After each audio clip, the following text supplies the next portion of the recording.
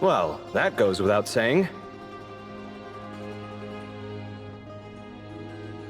Fair point. There's just one problem, though.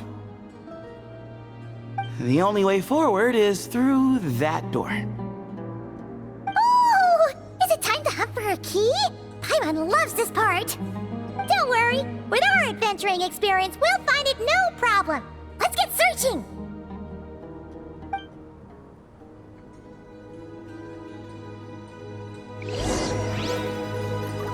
Marak, wait!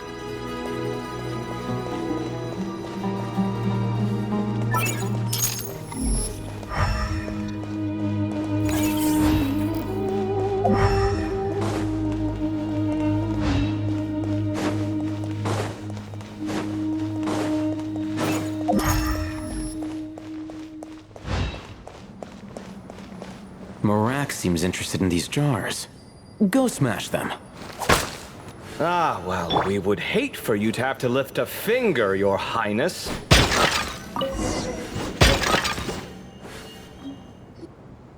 Marak, this isn't really your old home, is it?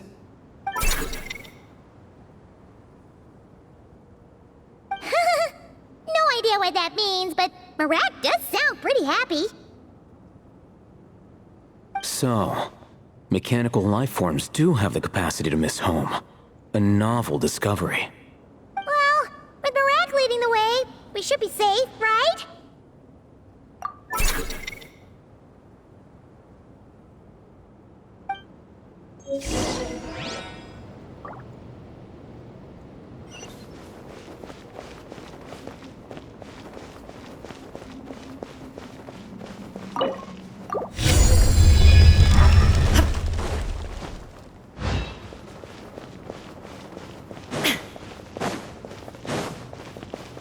Good thing you decided to join, Kaveh. Otherwise, our investigation would have ended at that door. It was nothing that I did. You should thank Marak instead.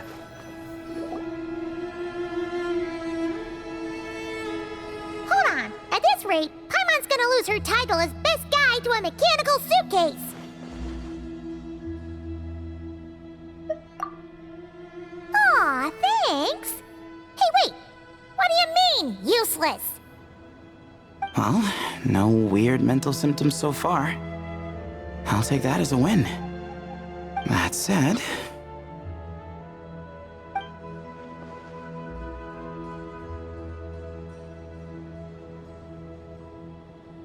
There are 3 doors here. So, we split up. Divide and conquer. Otherwise, this whole thing is in ruins. No pun intended on that last part. I swear. Yeah, that might be our best option. Good idea. And the minute things go south, we go back the way we came. Ooh, this is getting exciting! So, who's teaming up with who? Paimon calls dibs on the Traveler!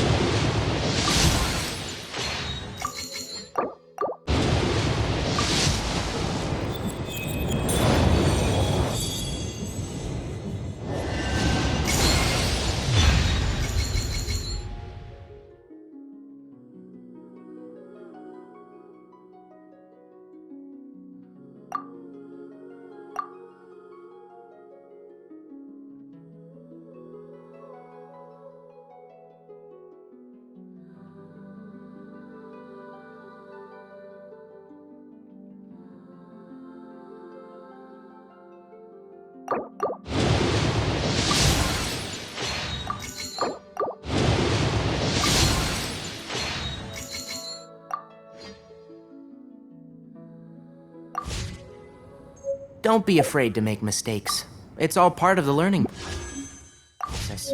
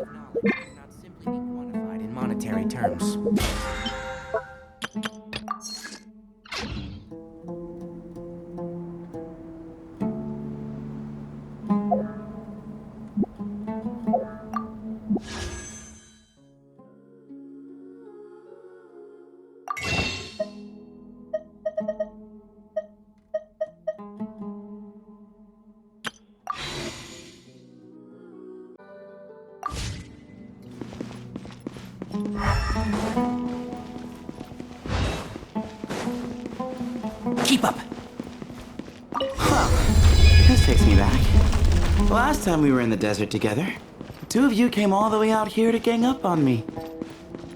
Oh? Sounds like someone's holding a grudge. Just what I like to hear. If you're still hung up on that last one, just name the time and place, and we'll have ourselves another thrilling... duel. Huh. What's with the awkward pause? Were you expecting me to stop you from saying something stupid? You two can have 1,000 duels for all I care, after we're done here. For now, focus on the task at hand.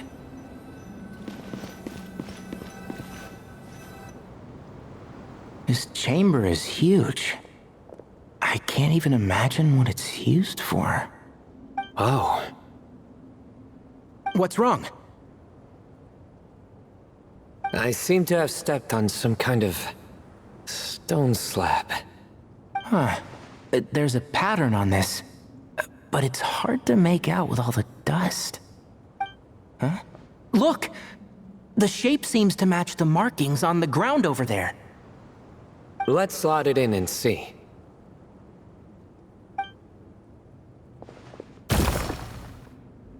And we have a match. Looks like we need to find the other 3 broken slabs. Let's search the area, but be careful where you step.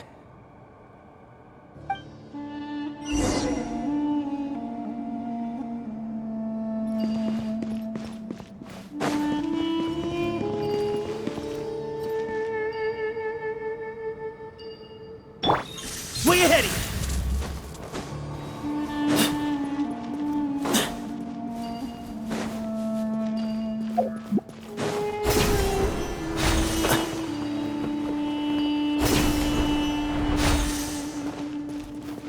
Ooh, got one!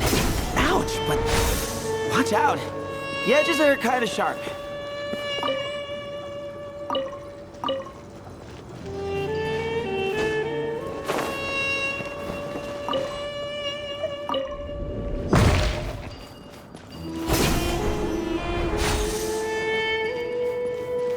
Got the third piece.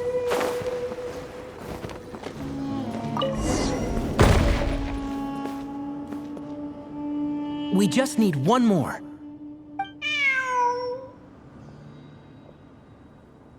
Huh.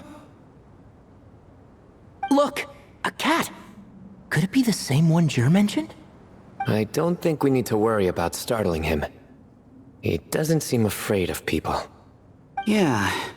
If anything, it seems like he wants us to follow.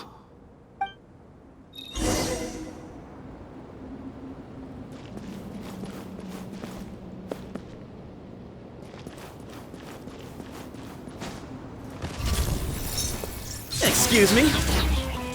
Al Akbar! Nowhere to run! Through me, justice is served!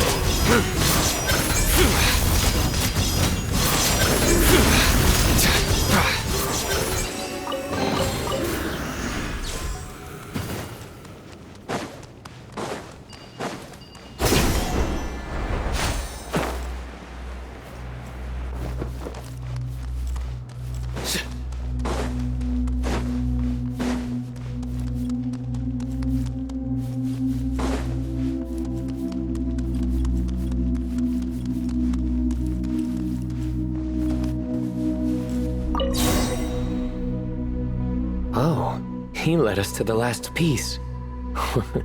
Who's a good kitty? I never thought I'd hear you say something like that. You've clearly never heard how the professor talks to his tomatoes, then.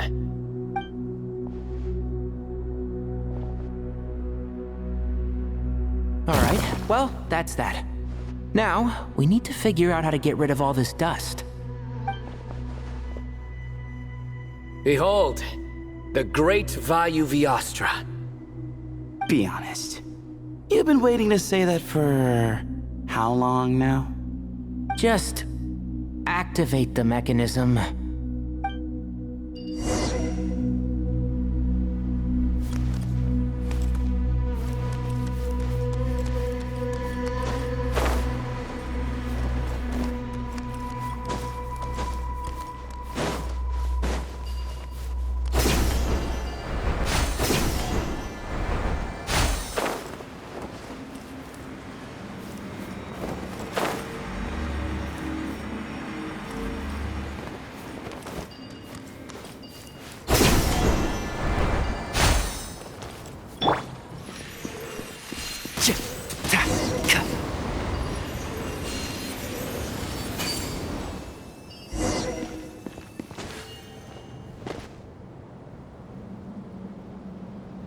Huh.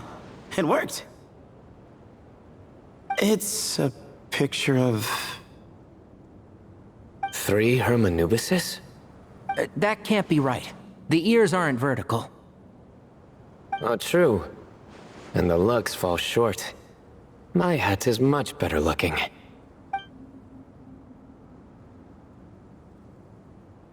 A goat, an ibis, and a crocodile. Oh, wow. Our botanist knows more than just plants. Riveting observation. I was just thinking. These 3 figures look a lot like the 7 pillars of King Deshret. That's right. These are our colleagues. Our what now? You sure about that? Just kidding. But what I meant by that is, these were Hermanubis' colleagues back then. The middle one is the Goat King Harashef, Minister of Ministers, the god Amun's most trusted chancellor. Records say he was the deputy king of the Desert Sands, chief among the 7 pillars. Someone even more impressive than Hermanubis? I wonder if that ever got his goat. Sorry, couldn't resist.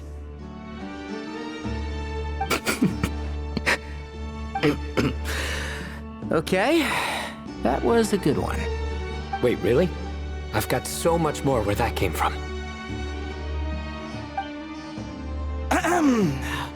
Where were we? This is Sopik, the Crocodile King, captain of captains. As the name suggests, he was a valiant commander and had dominion over all weapons of war.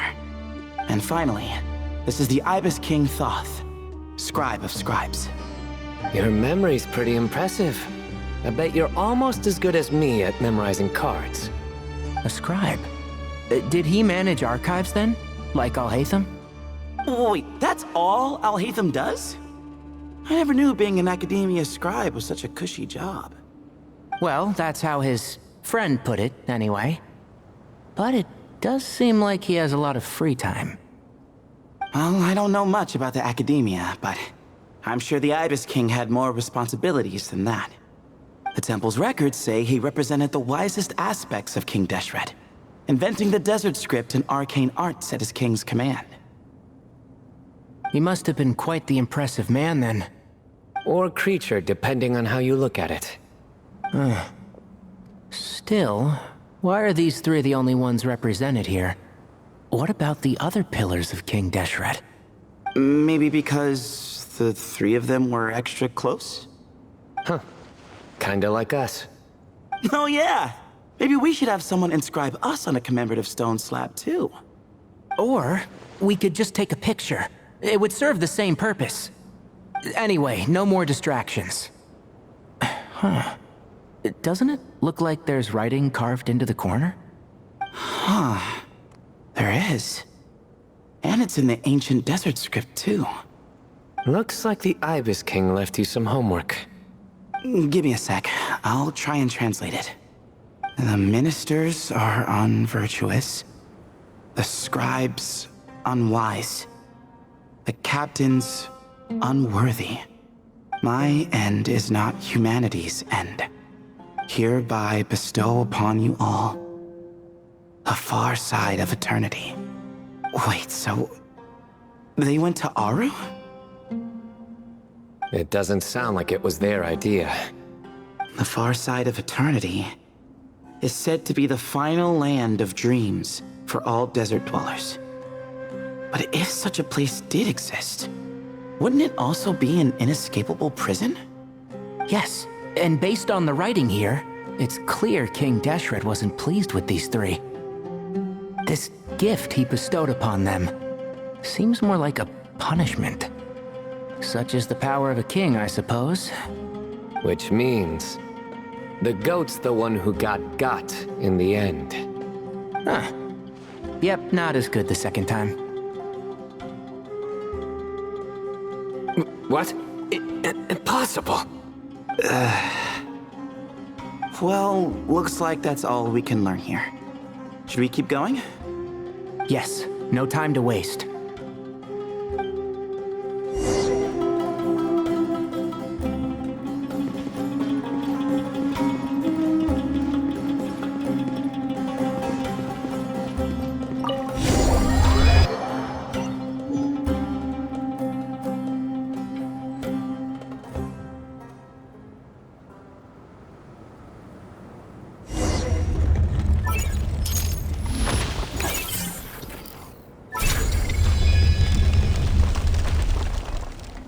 Jeez, who knew a suitcase could be so fast?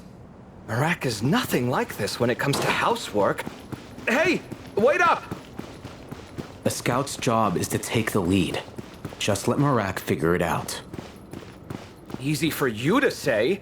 I'll be the one doing the repairs if something happens. Why don't you go scout ahead then? When I think of a comeback, I'll let you know. No rush. Oh, Marak stopped. What is it? Found something? Looks like something covered in sand. Let's get it out then. Come on. Oh, it's a stone slab. Good job, Marak.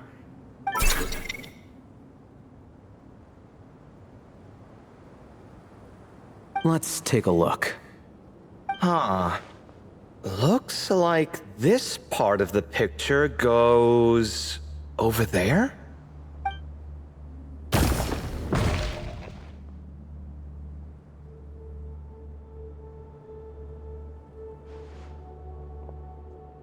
In that case, there must be other pieces. All right, and let's look around. Hey! Why are you sitting down? I thought Marak was helping. Oh, so you do know what that word means. Great. Are we supposed to just sit back while Marak does all the work? No, I doubt you could do that. Exactly.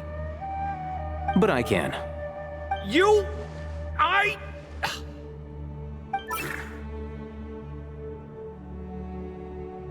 See? It's all coming back to me. How insufferable it is to work with this no-good, do-nothing... We could be more efficient, I agree. I'll work on this piece. You take care of the rest.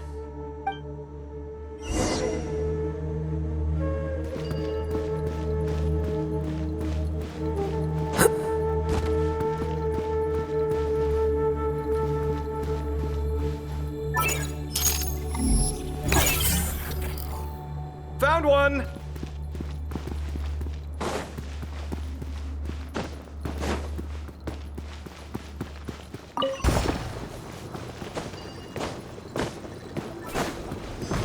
Here you are. Good teamwork.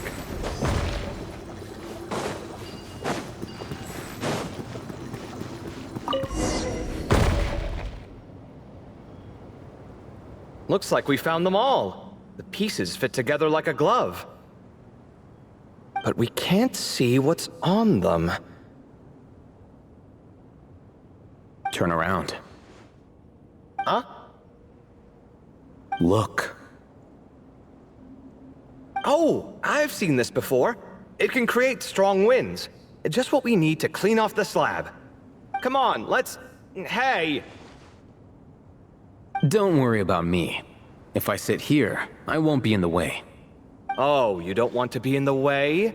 Then sit right in front, so the device can blow you straight back to Sumeru City.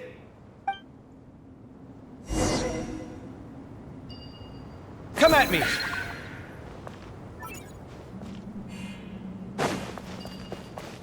Watch and learn!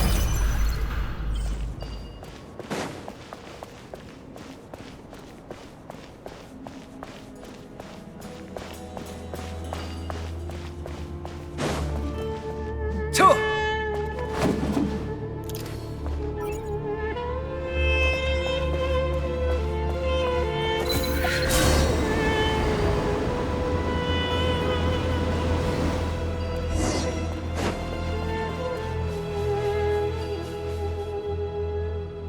Done.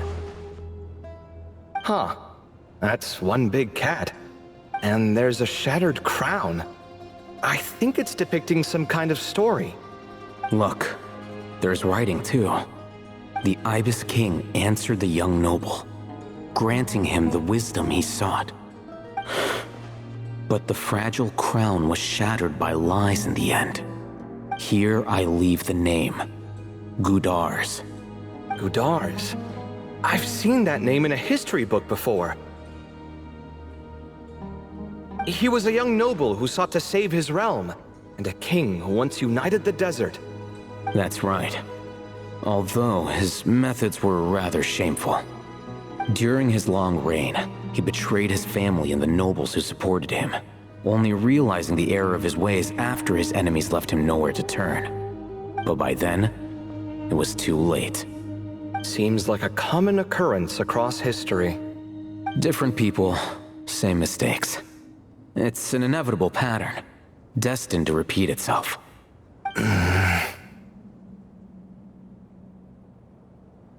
The writing mentions the Ibis King, but a cat is depicted here. Does that mean... So far, what's depicted on the slab seems true to history. In which case, this cat is either a proxy for the Ibis King or a manifestation of said king himself. Exaggeration is a common method ancient records use to highlight a being of higher status. And as we know, Layla and Jur both heard the sound of a cat while escaping the ruin.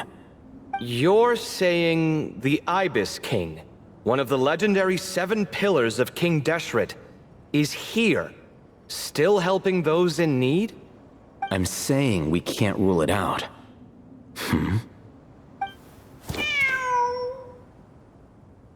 Wait, there it is! The cat!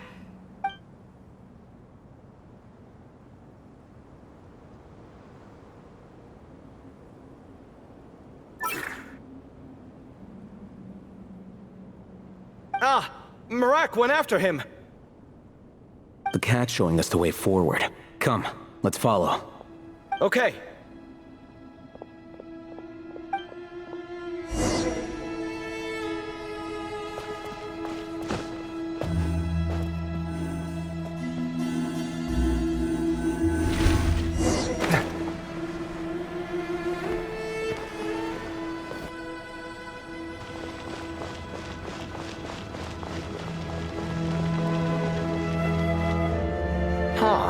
The cat's gone.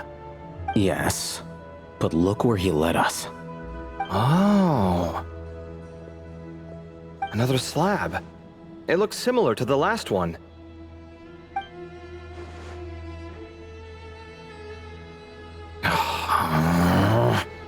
Oh, by all means, take your sweet time. Wouldn't want you to overexert yourself.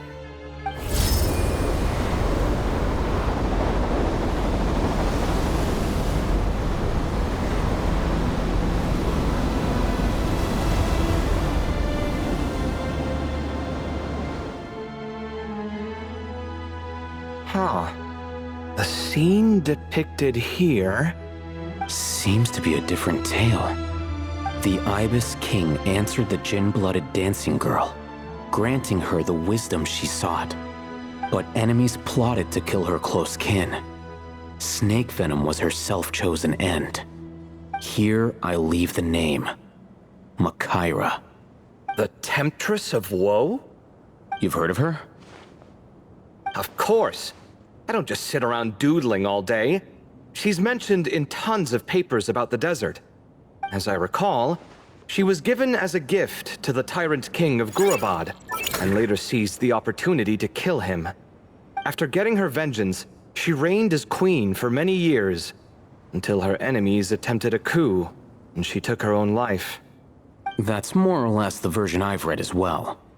It seems this queen also had dealings with the Ibis King. Yeah, I'm starting to find this whole granting wisdom business a bit concerning. I mean, considering how Gudars and Makaira ended up, it might not have been a good thing. But, at the same time, if the cat guiding us is linked to the Ibis King, then he doesn't seem like a villain either. People are complicated, and the same is true of the servants of the gods, no matter their wisdom or power. Let's reserve judgment for now, and keep moving.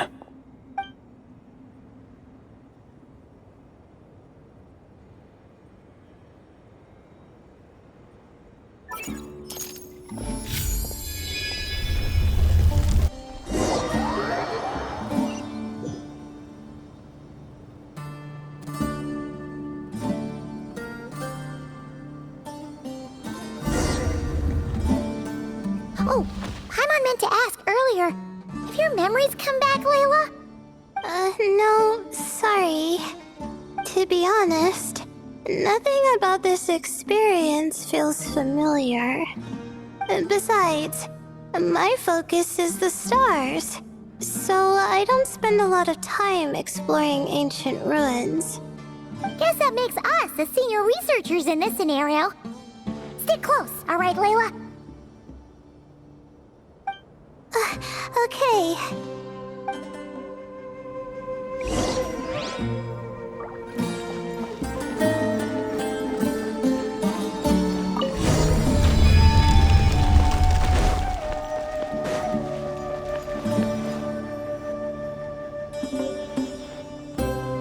Wow. What a tall ceiling. Yeah. But for such a big place, it's so empty. Like no one ever lived here. Sure must have been boring to live in ancient times, staring at ceilings all day. Now that you mention it, I've heard some people used to draw star maps on their vaulted ceilings. Some might even make them transparent to better observe the movement of the stars. It sounds so nice. Stargazing from the comfort of your own home. Wait a second. I think I see something up there. Huh? How is Paimon supposed to do that? Oh, right. Flying. Duh. Alright. Sit tight, everyone. Adventurer Paimon will be right back.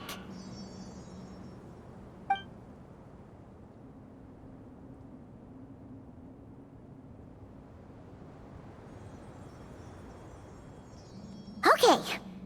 So, there's nothing super special up there. Just a couple of shelves, tables, jars, and scrolls. And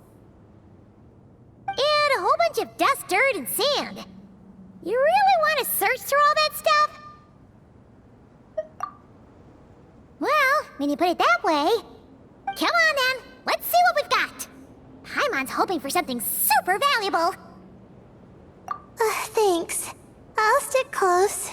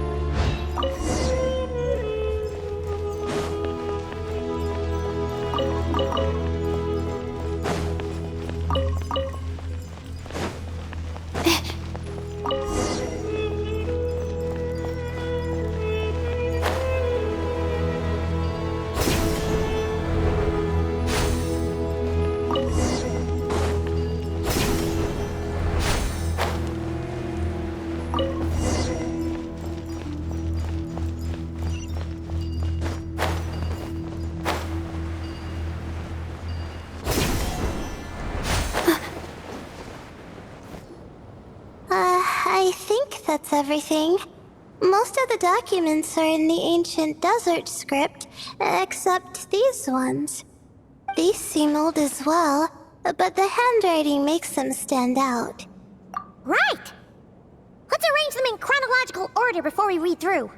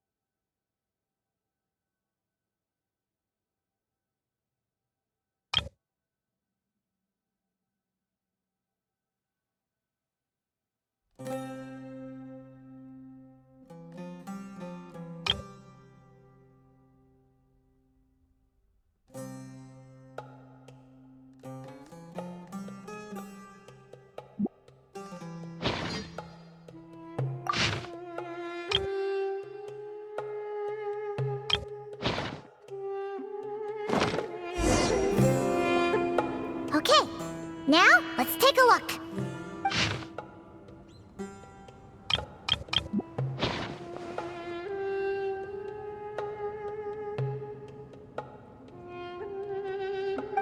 Maybe this person fell in by accident, like Mr. Jur and me. Yeah, maybe. But they don't sound super worried about their situation. So, either this person's an ace adventurer, like the Traveler, or some kind of super optimist. An optimist, huh? Oh, I wish I could be that sort of person. That's right! You're detailed and passionate. Great qualities for an adventuring buddy. This optimist seems super obsessed with exploring every corner of this place. That could have gotten them in big trouble for all we know. Well, I appreciate the compliment. It's almost magical how words like that can make you feel like you can do anything. I only wish that magic could last a little longer. Until I figure out my new study topic, at least. Oh, looks like you were spot on, Paimon. See? Told ya! That's what happens when you don't think things through. And all this talk about seniors and juniors, he was a student just like you, Layla. Whew, he sure talks a big talk for a student, though. You'd think he was some kind of old scholar instead. Huh. What is it? Did Paimon say something wrong? No, not at all. I was just thinking, and this might sound rude, but you noticed too. I mean, it's good that he helped treat his companion's wound, but it didn't seem like it was out of kindness. More like he was looking out for his own self-interest, or thought he could get something out of it. I don't know. Maybe I'm reading too much into it. Yeah. If you're both in this dangerous situation together, wouldn't you mention them at least once? If it were Paimon, she would write down the name of every single person she was with. No one would be able— Actually, I find Paimon's approach quite sensible. It makes sense from a safety perspective, too. That way, if anyone came to the rescue, The notes would be able to tell them everything they needed to know. Whoa! That's genius level thinking! Well, I learned that from Madame Farzan, actually. I'm not speaking from personal experience or anything. Oh, no! I'm just a student. It's fine! You taught us something, so you're our teacher! Simple as that! Anyway, from the looks of things, the student who left these notes behind was pretty weird. Let's keep reading. Whoa! Hang on! That's a lot of information. Paimon needs a moment to take this in. The Ibis King. So... did this person actually meet the Ibis King here? Sorry. Who? Jeez, not again! Stop teasing her, Traveler! You know she was asking about Nefer. Anyway, Nefer's, a friend of ours. And she's mentioned the Ibis King before, but not in much detail.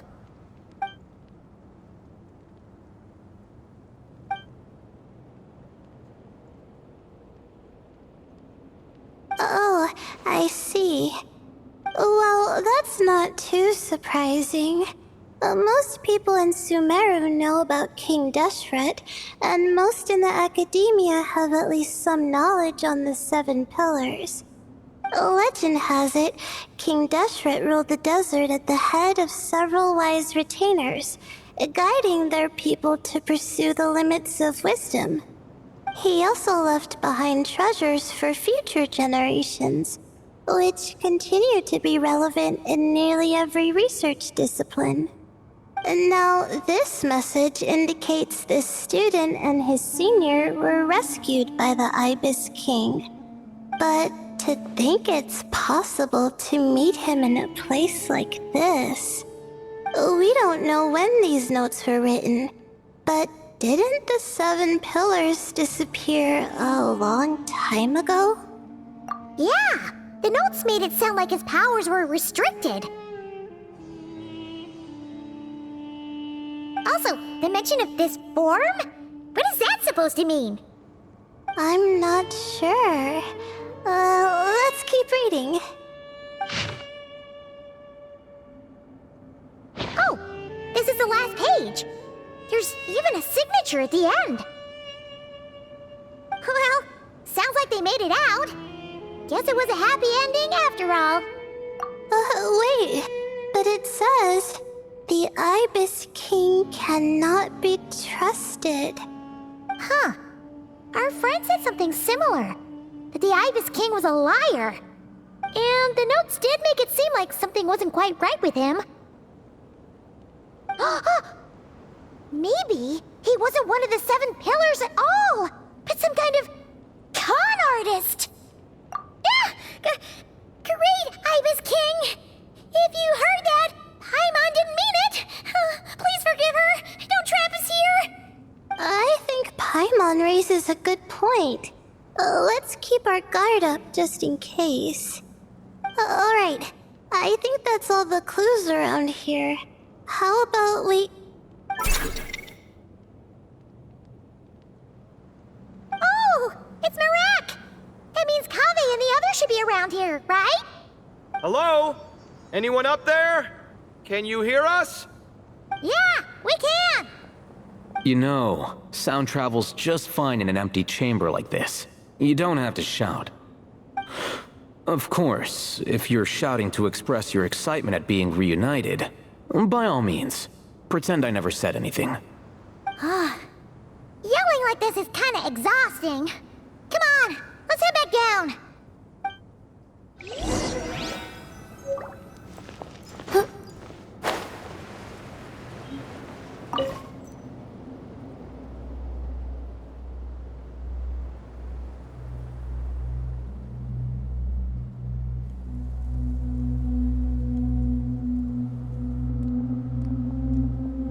Wow, we all ended up in the same place, huh? Yeah, what a coincidence. Indeed. Or as I like to call it, the chai factor.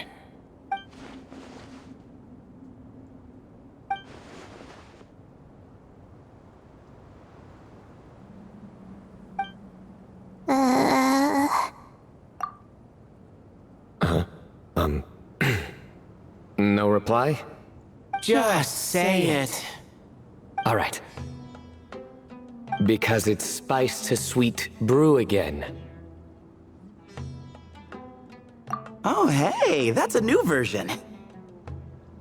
Oh, wait, what? You've never heard that one?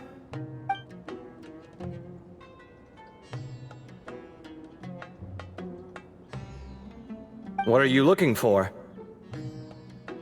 A place to sit and read my book. Oh, great.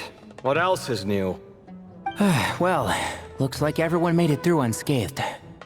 Let's take this chance to get some water, rest a bit, and discuss what we learned. Sound good? Yeah, let's debrief.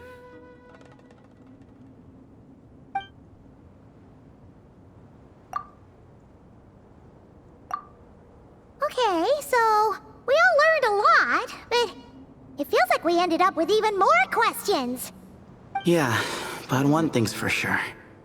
This place is tied to the Ibis King in some way.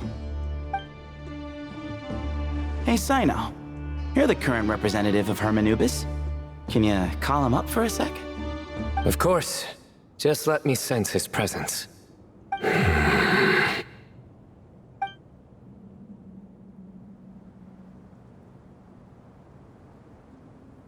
Just kidding. I can't sense him at all.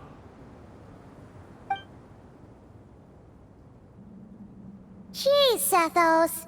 Did you set him up for that one? What are you, a two-man act? Sorry, Hermanubis isn't like the Ibis King. He can possess me, but I can't talk to him whenever I want. Oh, truly? Does that mean he's gone? I would have liked to reminisce about old times with him. Ah, the cat! It speaks!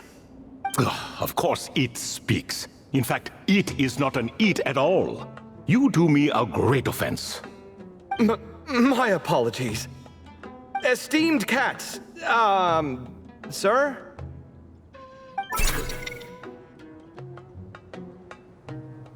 Oh, this little contraption is still here. Contraption? No, this is Marak. Which means you do his assistant a great offense. Huh? Well, I didn't mean... Well, I apologize. I wasn't referring to this Marak, but rather the thing that operates it. King Deshret was quite partial to it. I have forgotten what it was called. It must have had an official name, albeit in the old tongue. Even if I did remember, I would need to translate it into modern language. It's not important. Marak's a fine name. Even better than the original, if you ask me. Who thought of it? And the remodeling, quite well done indeed. This Marak looks much happier in its current form. Oh, and the components should have model numbers written on them. You can look them up if you're curious. This cat talks a lot. Quite the one-sided conversation. Is this what the Ibis King was like? He seems quite eloquent. I wonder if he plays cards. Ha! I knew Marak was a great name. Go me! Let's see, what page was I on again? Should have brought a bookmark. That all went over Paimon's head.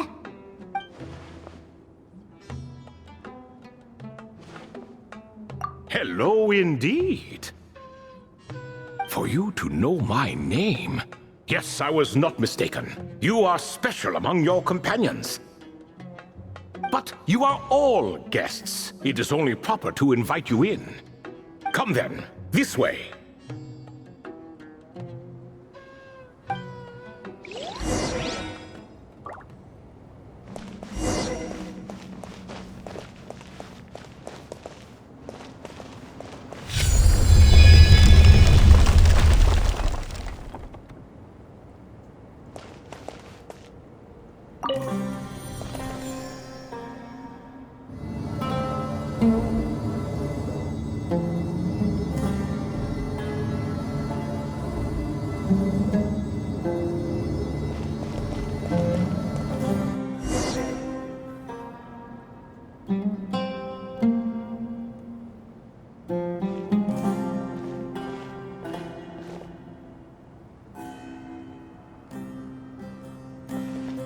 Welcome to my humble abode. Oh, your house sure is spacious, Lord Ibis King. I fear it's not quite what it used to be. In fact, it has long ceased to be my home at all.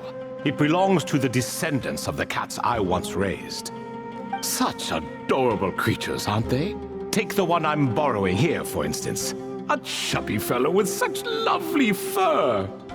Anyway, tradition dictates that a special guest such as yourself be presented with a gift. Alas, it's a first-come, first-served basis, you see. I fear with the passage of time, none are left. What? So the treasure's gone already? Treasure, you say? Not an inaccurate description.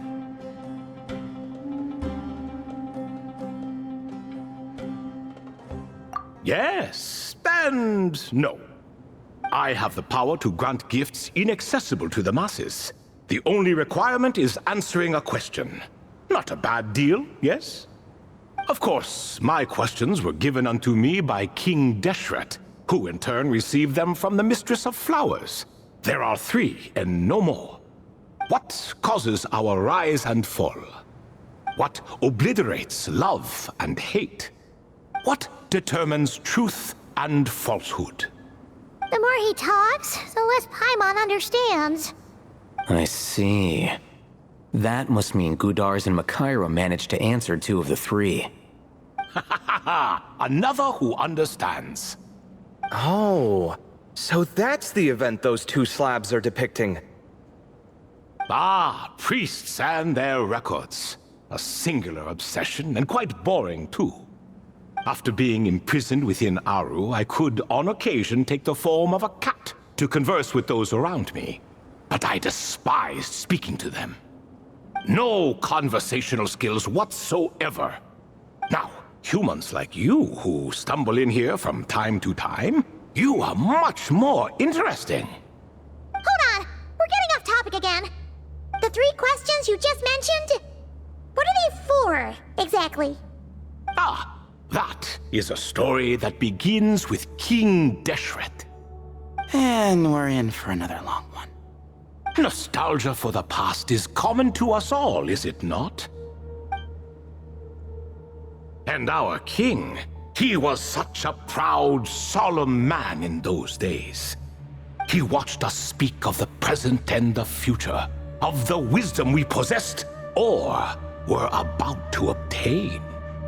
We were his proud retainers, confident in our belief that, so long as each one of us used our abilities to the fullest, progress was inevitable.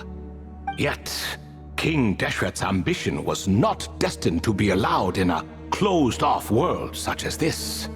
So nothing went as planned. In fact, from the beginning, there were signs an outcome of this nature was inevitable. Because although there were 7 pillars, one was forever absent.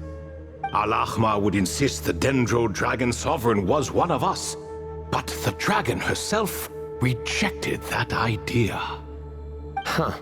Like a card you can never seem to draw from your deck. More like a card that was never in the deck to begin with. Alas, that's just who Al-Ahmar was. There was nothing we could do about that. And I always preferred chess to cards. In the end, life grew unbearable for our king. But, of course, those who remain must continue to live on. But subjects like us were less fortunate. After all, the fate of a retainer is decided by the king, including the chance to walk away. So it was then that King Deshret had Kroko, Goti, and I locked up within Aru, where we remain to this day. Kroko. Goti? Ah, of course. You're more familiar with their full names. Sobek, the Crocodile King, and Hereshef, the Goat King. And let me tell you, when it comes to chess, Hereshef was a habitual backseat strategist, always spewing nonsense from the sidelines. Well, Sobek was all too quick to take his terrible advice, to the point where I was the one who got accused of cheating. Chess is an exercise in patience, and that man couldn't sit still to save his life. He could never excel at that game. In fact, neither of them were good at chess. Even so, we played together often, and since I was always the winner, we got along quite well. What are you laughing at? Were we not good friends? No one's laughing. Paimon would never. No, not you, it's Goti. He's laughing for no reason again. Can you not hear him? Ah, right, of course you can't. The two of them are inside Aru, as am I, so only I can hear them. What is even going on here? Has he, like, started to lose it after being trapped for so long? That does happen to prisoners serving life sentences. Speaking of which, how's Azar doing these days? I doubt he's doing much of anything. Just what I wanted to hear. What is the meaning of this? You doubt my words? I have half a mind to not talk at all. Oh, no. They're not questioning you, Lord Ibis King, just discussing other things. Please, continue. In that case, where were we? Getting to the part about the 3 questions. Hopefully. Ah yes, we're almost there. Before I entered Aru, King Deshret said I could be released from my eternal seal if I chose humans who could provide the correct answers to those 3 questions. The first person who caught my eye was Gudars. I asked him, what causes our rise and fall? He answered, conspiracy and betrayal, for it renders the righteous and wise unable to succeed, and thus nations fall. I found his answer quite interesting, so I bestowed upon him the power to deceive. The second human I chose was Makaira. I asked her, what obliterates love and hate? She said unto me, I have nothing left to lose. Vengeance alone can quench both love and hate. I found this to be another fascinating response, so I granted her the power to be loved. But both of them ended up... Now then, young one, riddle me this. Did their answers point to this fate, or was it the power I bestowed upon them that determined their end? I'm just an observer who doesn't understand their circumstances, so I can't answer. A clever reply. I do not wish to comment either. It is all in the past at this point. My only wish was for their answers to be acknowledged by King Deshret's rules, and bring me one step closer to freedom. As for the final person, her fate remains to be seen, so I will not reveal her name.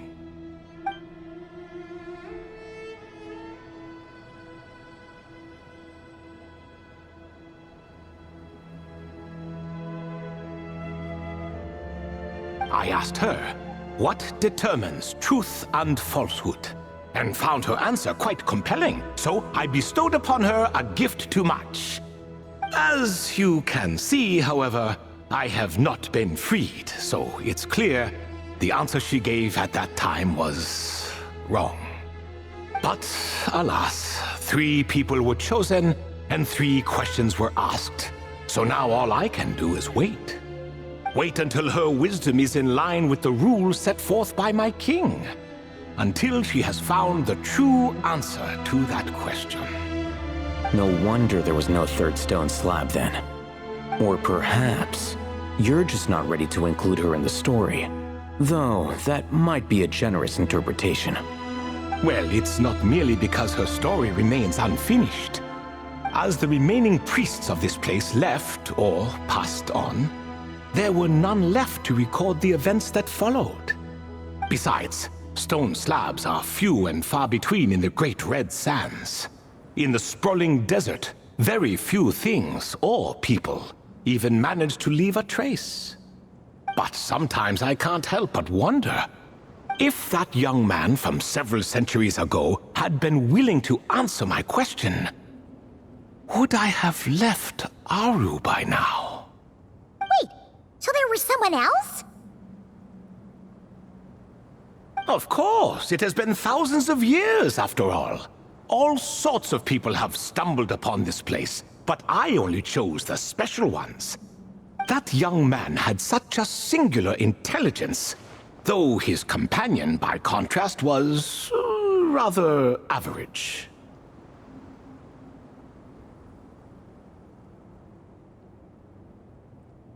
The author of those notes we found? The student named Zandik? Ah, yes, I think that was his name. In truth, I was unsure whether I should grant him my third remaining gift. He was, of course, exceedingly clever, but he was also mistrustful and narcissistic in equal measure, and there did not seem to be a line he was unwilling to cross. Too much power could be dangerous in the hands of someone like him, so I found myself rather relieved when he declined my gift. Oh, he turned you down? Did he give a reason? Yes. He said he didn't need it. I still remember the look in his eyes. Nothing stood out per se, and still I could sense contempt and disdain radiating from his gaze. I could not give an exact reason, but on instinct I just knew it would not end well to get close to a man like that. So, I tricked him. Stick close to your companion, I said. Only the descendants of Tulatula can come and go as they please. Leave him behind, and there is no escape for you. So, does that mean his companion wasn't a descendant of Tulatula? Oh no, that part was true. The lie was in the other half. Anyone can enter or exit this place. There are no restrictions. I saw that his companion was exhausted and was concerned Zandik might leave him behind, or worse, that some other accident might befall him. So I made up an excuse to prevent Zandik from going a step too far. Oh, and speaking of, Sandik's companion had the same blue hair and pointed ears as you.